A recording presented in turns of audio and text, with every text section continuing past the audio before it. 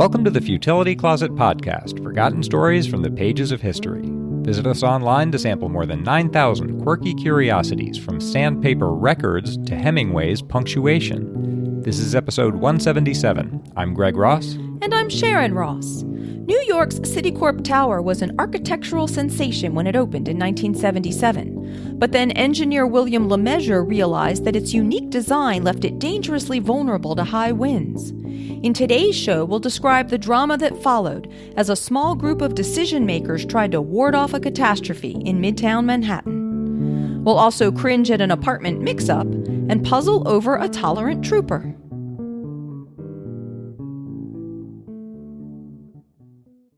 You'd recognize the Citigroup Center even if you don't know it by that name. In the Manhattan skyline, it's the building whose top looks like it's been cut off at a 45-degree angle.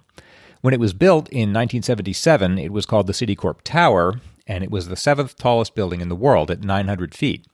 The top is distinctive, but what makes the tower really remarkable is the bottom. The corners are missing.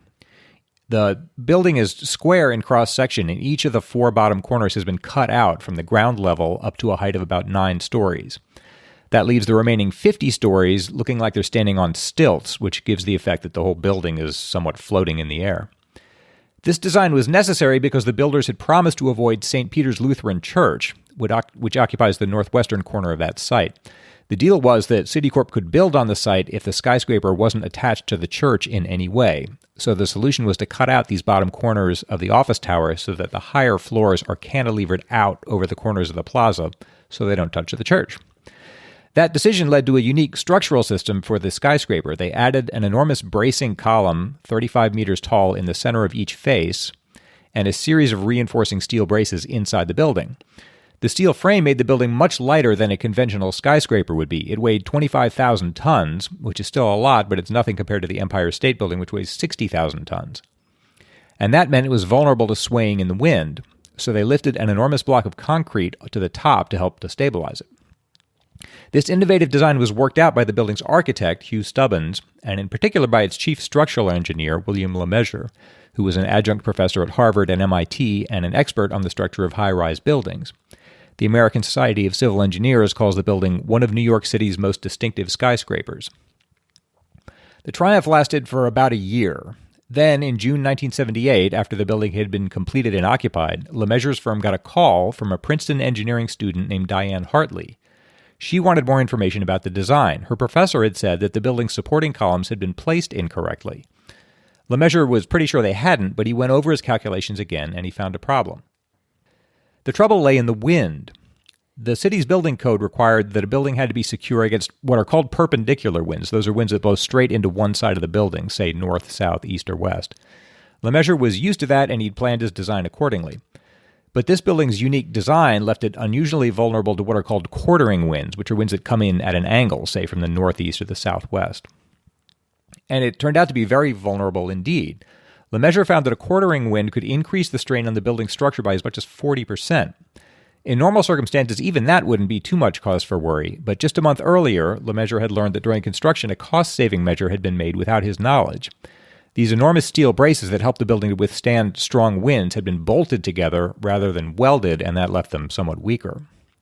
That meant that the building was now vulnerable to what are called 16-year winds, which are winds that arise, on average, once every 16 years. In this case, that meant a storm creating winds of 70 miles per hour for 5 minutes, basically a hurricane. If winds like that hit this building at a 45-degree angle, the bolts would shear and the building could collapse.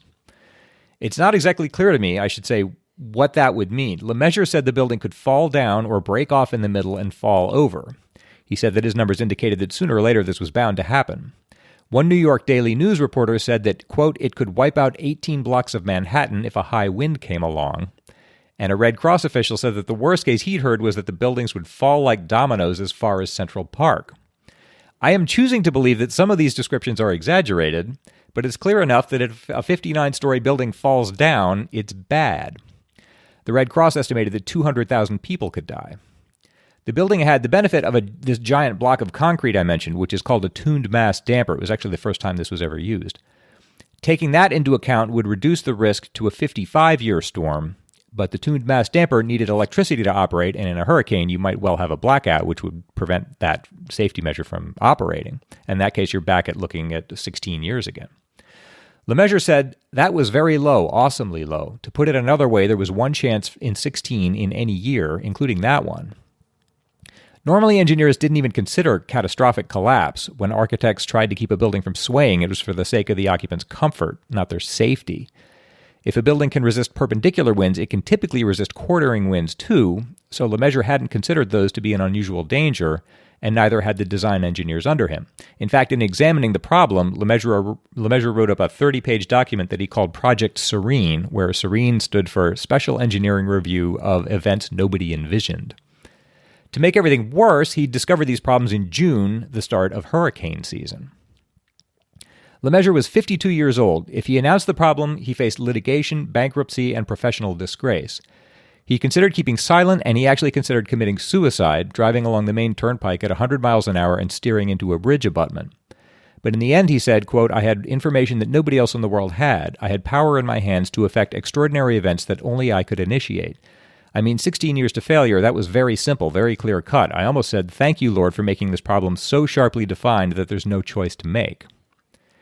He approached another architect and then Citicorp itself. He advised them to take quick remedial action. He said they could fix the wind braces by welding 2-inch thick steel braces over each of more than 200 bolted joints, providing, in effect, a permanent Band-Aid solution. Also, he said they should install electric generators to power this mass damper and install stress gauges throughout the structure to monitor its condition continuously. Certainly, they were worried about hurricanes, but they also needed to worry about just unpredictable small storms. And they needed a plan for evacuation. They worked out a plan with the Red Cross, the Mayor's Office of Emergency Management, and the police.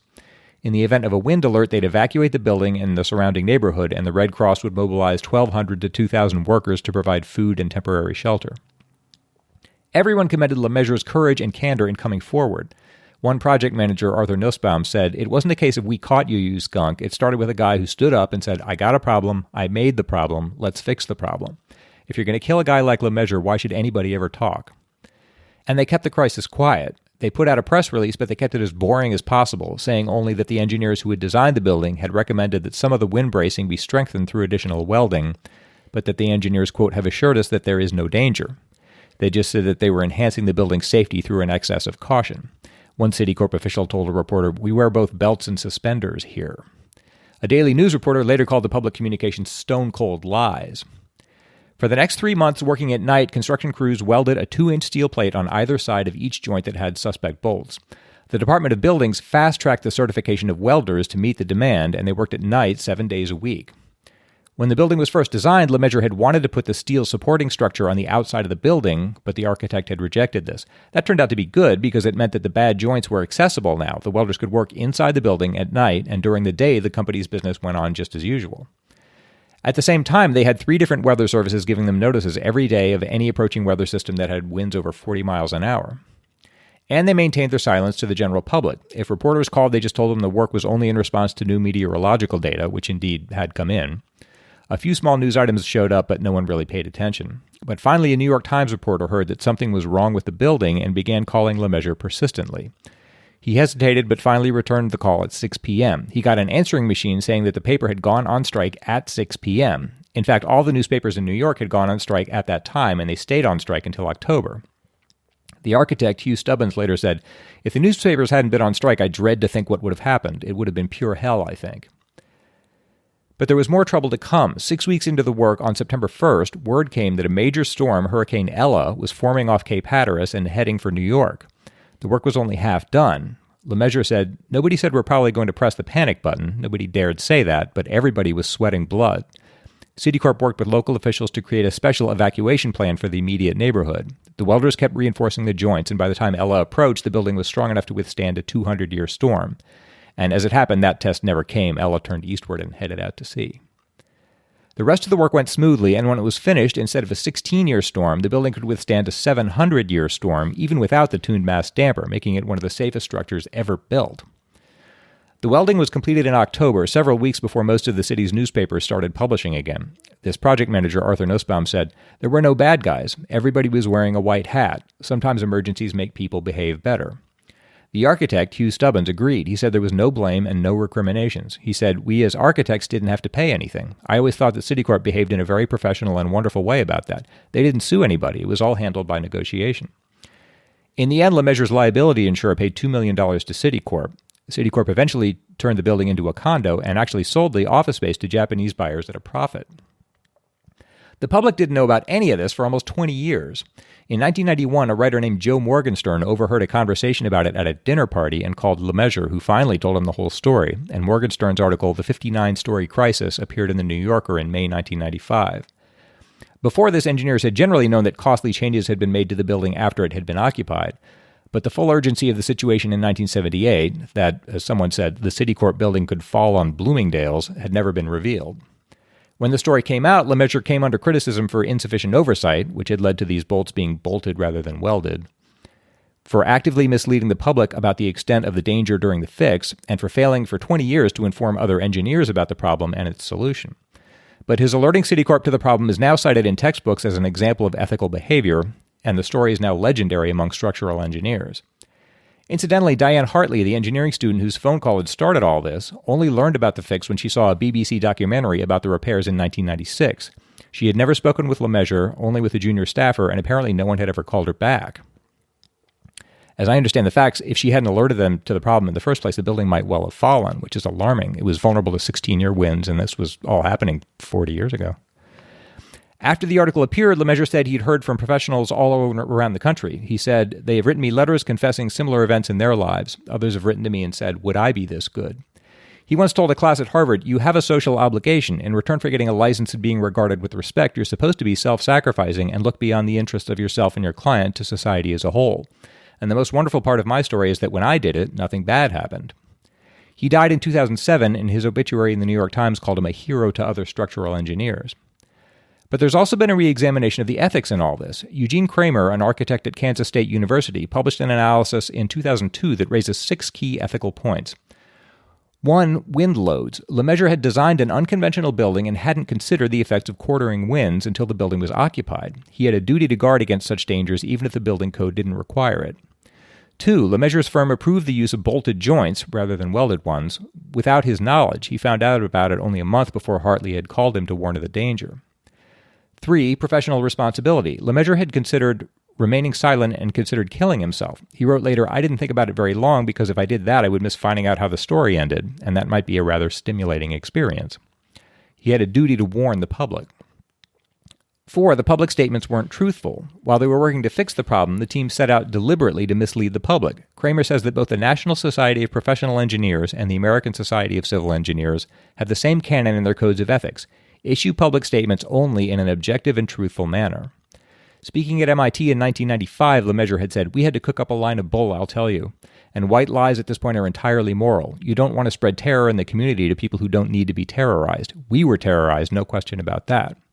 Just imagine how that would have sounded if he'd stayed quiet and the building had fallen, and there was an inquiry and they found out that he'd said that to a group of students, that he'd known about it, and they deliberately hushed it up. It puts a different cast on the whole thing.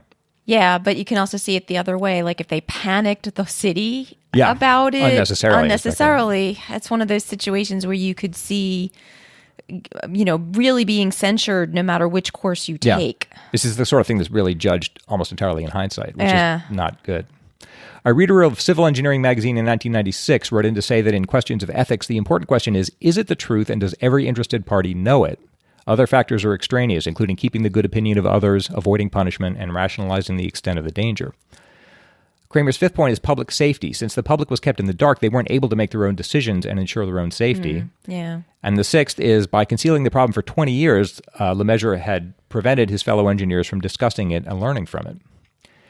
If all of this isn't alarming enough, I'll close with 2 quotes by William Lemessurier. The first is from that 1996 BBC documentary, the one that finally showed Diane Hartley that they'd heeded her warnings. Lemessurier says, "There's been a whole evolution of standards and understanding of the wind that's gone on over the last 40 years, and one wonders, I don't mean to speculate, I'm not going to pick any examples, but there might well be buildings that were built from the old days that have never yet been subjected to the wind that would knock them down, and they might go." The other is a quote from the Kremer article. In my notes next to it, I've written the words, "Good Lord." In his 1995 presentation to an audience of MIT engineering faculty and students, Lemessurier claimed he knew of an important 50-story building that was likely to collapse that was, quote, totally underdesigned. After declaring that he would not identify the endangered structure, he concluded with the assertion, "There are a lot of them out there."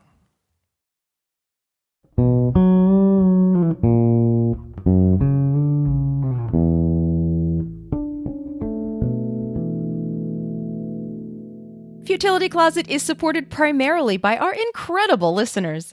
We just wouldn't be able to commit to the amount of time that the show takes to make if it weren't for the donations and pledges we get. If you'd like to contribute to the celebration of the quirky and the curious that is Futility Closet, you can find a donate button in the support us section of the website at futilitycloset.com. Or if you'd like to join our Patreon campaign, you'll get access to our activity feed, where you'll get extra discussions on some of the stories, more lateral thinking puzzles, and learn what's going on behind the scenes of the show, as well as what Sasha, our hardworking show mascot, has been doing lately. You can check out our Patreon page at patreon.com/futilitycloset or see the link at the website. Thanks again to everyone who is a part of Futility Closet.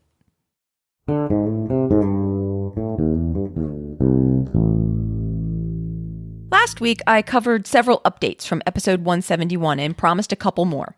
Eric Cohen wrote about the complicated system of Roman timekeeping that I had discussed.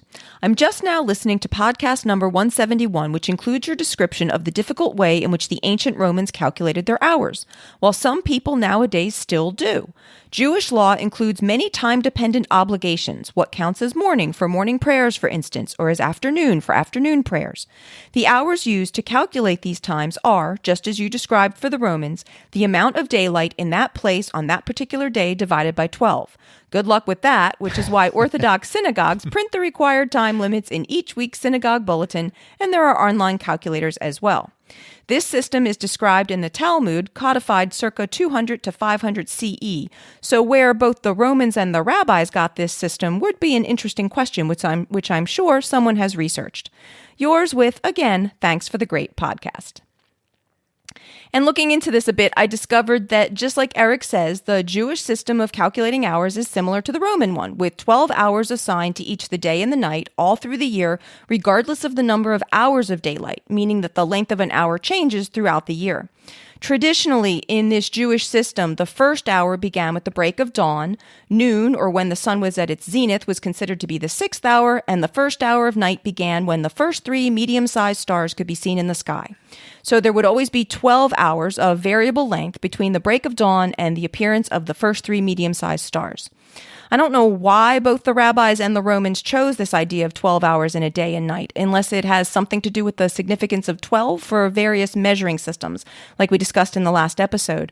As for the rest of the Jewish system, it seems to be based on carefully defining various times, relying on characteristics of the sun or other heavenly objects, as I guess that would have been really all they had to work with.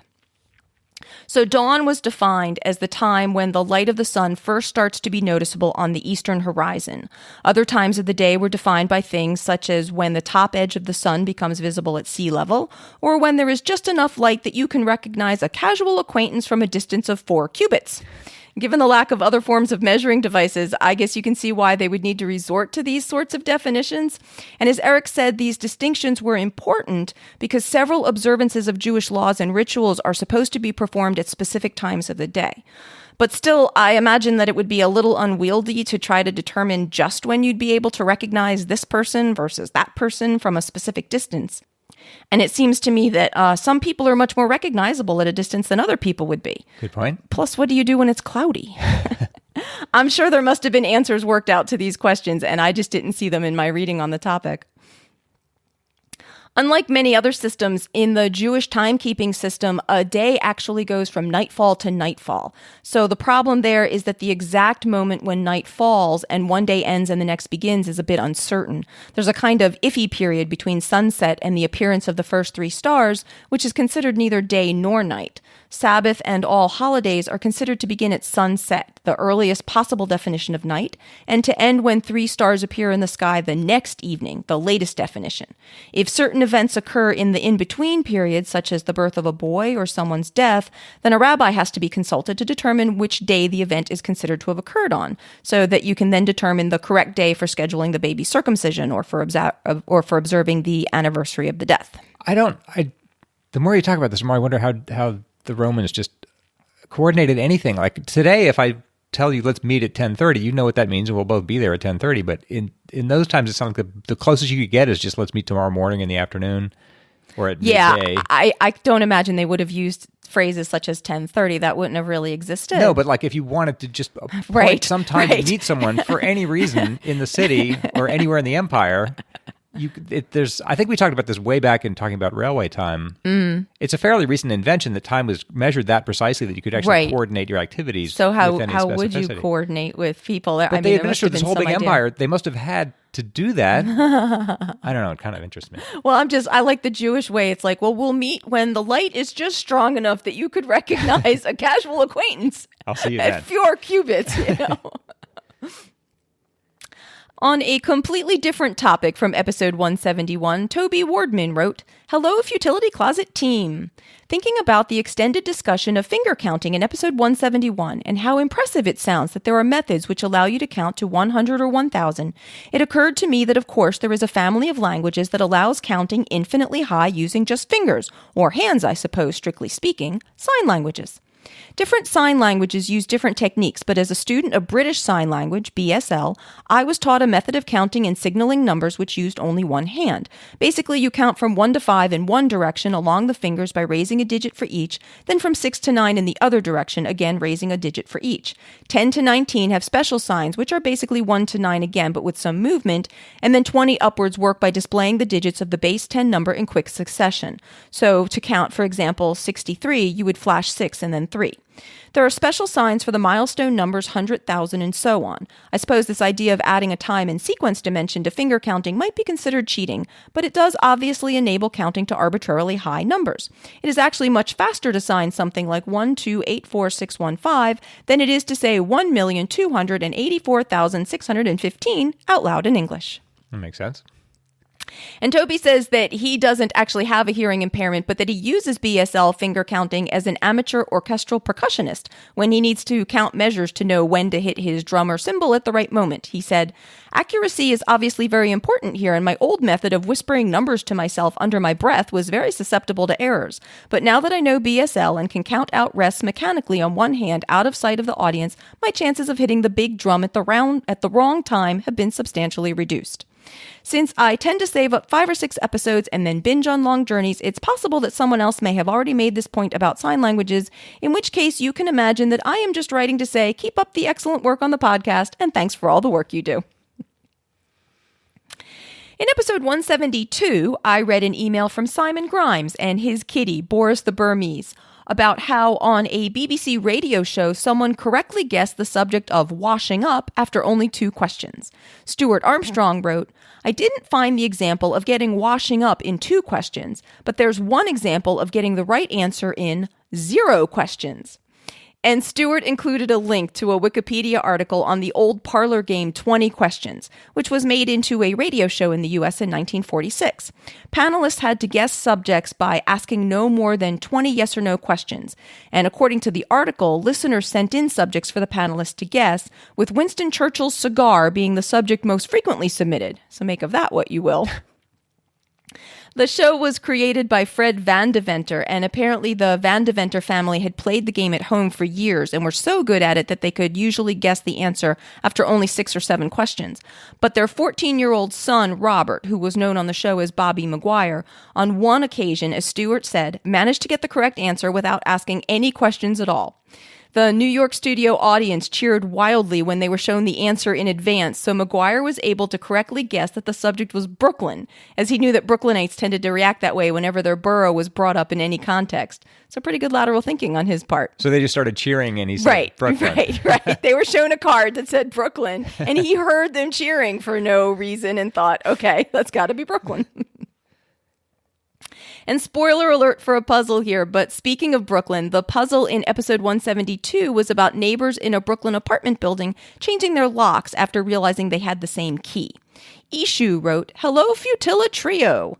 As soon as I heard Sharon mention that they were in an apartment building, I knew exactly what the answer would be. I used to live in Manhattan and struck up a conversation with a guy many years ago who was excited to tell me about his first day in New York City, which involved being in handcuffs.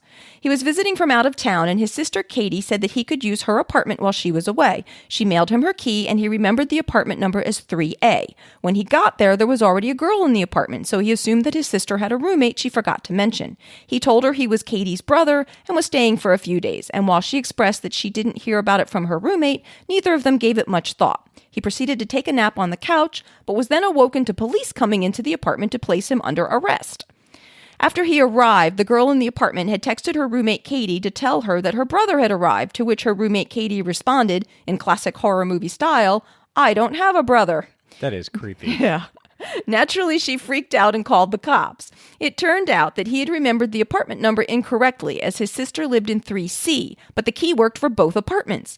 Also, Katie was a rather common name that the other girl just happened to also have. After he explained his story, the police were very quickly able to verify that the key he had did in fact work on the apartment down the hall, which luckily for him had a photo of him and his sister somewhere in the apartment.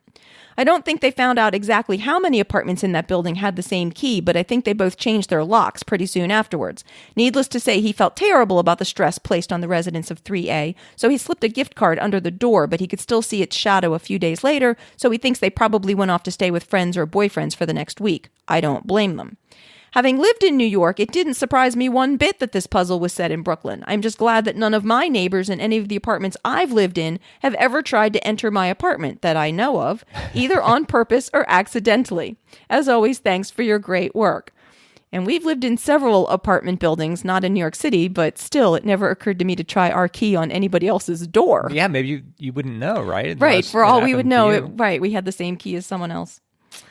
And lastly, I have a quick update from episode 174, where I read an email from Tobias, who wrote in about the Doves Press story from episode 168. He mentioned a documentary on the Johnston and Gill Sands type from the BBC called Two Types, The Faces of Britain, but noted that it wasn't currently available. Andrew Thomas and Ralph Green both wrote in to let us know that the documentary is currently available on YouTube, and of course we'll have a link in the show notes for anyone who wants to see it.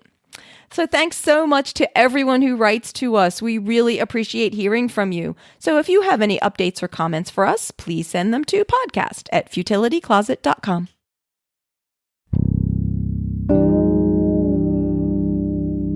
It's my turn to try to solve a lateral thinking puzzle. Greg is going to give me a strange situation, and I have to try to figure out what's going on, asking only yes or no questions. This is from listener Kelly Bruce. Okay. A man is traveling in a car at 95 miles per hour and is recorded on a state trooper's radar gun.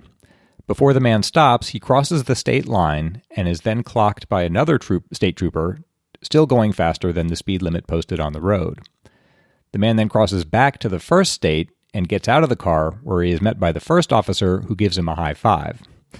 What's going on? Okay. Was the man a police officer himself? No. Did he have some other occupation that's germane here? It's not important. It's not important what his occupation was. Was he testing a car? No. Okay. All right. Okay. Is the time period important? Not really. Is the specific location important? Yes. Ah. And you said a state. Do you mean one of the United States? Yes. Okay. And I have to guess which one? No, you don't need to do that. Oh, but I need to know, like, what part of the country? No. No. Something else about the location, like whether it's mountains or something like that about the location? You said something about the location was important. I'm trying to figure out what part about the location. It's important that he crosses a state line, but I guess... I see. But it doesn't matter which state and which state line. Yeah, you don't... I mean, you could work that out, but you don't have to have that. It's important that he crosses a state line. His occupation is not important. Was the specific car important? Yes. Okay. Was this a full-size car that I would think of like a car? No. Smaller than a regular car? I'm not Yes. sure what direction to go in. Oh, like a little model car? Would it be something that I could easily pick up? No. That small? No, bigger than that. Did it have a person inside it? Yes. The driver, the man that you said was driving the car, was he inside the car while the car was going 95 miles an hour? Yes. Okay. And this was on the Earth. This is. You said it's in the United States, right? Yes, that's right. But it's smaller than a normal car. That's right. Okay. Was this something other than what we would call an automobile? Yes. Something else that you would call a car. You would call it a car. Oh. Was it like on a roller coaster? Is there some roller coaster that goes over state lines? Yes. Where do you get that? I don't know. I was trying to think of what you'd call a car that goes really fast. That's it. The Carowinds Amusement Park straddles the border between North and South Carolina, and riders of its Fury 325 roller coaster pass from one state to the other as they cross over the entrance plaza. Huh. Kelly writes, "This is probably too easy as it is in your backyard, but for a Kansas boy, I thought it was good." I hadn't heard of it, so it wasn't too easy, apparently. Thank you, Kelly, for sending that in. Yes, thank you. And if anybody else has a puzzle they would like to send in for us to try, you can send it to us at podcast@futilitycloset.com. That's our show for today. This podcast would not still be here if it weren't for the generous support of our listeners. If you'd like to join them in supporting the show, please check out our Patreon page at patreon.com/futilitycloset or see the support us section of the website at futilitycloset.com. While you're at the site, you can also graze through Greg's collection of over 9,000 concise curiosities, browse the Futility Closet store, learn about the Futility Closet books, or see the show notes for the podcast with links and references for the topics we've covered. If you have any questions or comments, you can email any of us at podcast@futilitycloset.com. Our music was written and performed by the exceptional Doug Ross. Thanks for listening, and we'll talk to you next week.